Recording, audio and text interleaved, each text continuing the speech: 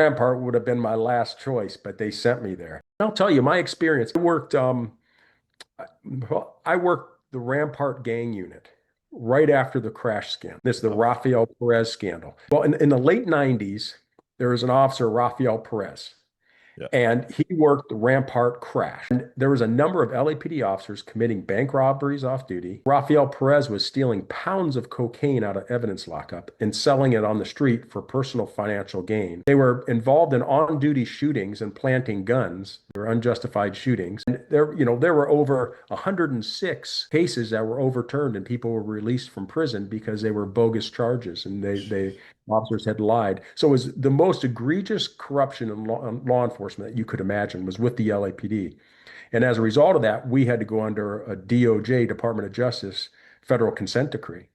And I was working Metropolitan Division when all this was happening in the late 90s, and which is like the special forces of the department. That's the SWAT and the Yeah. canine and whatnot.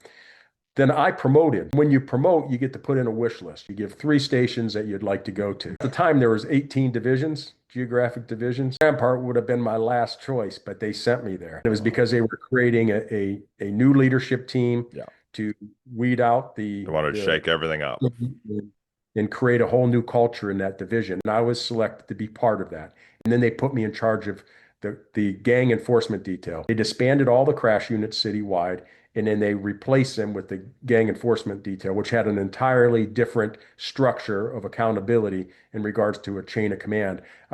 I reported directly to the area captain. And I did that for 3 years, and I changed the entire model in paradigm in which we measured our success Yeah. in that unit. It was recognized as the model to be emulated within the department. We got the meritorious unit citation for our reduction in gang crime and our Wow. new and innovative ways of addressing it.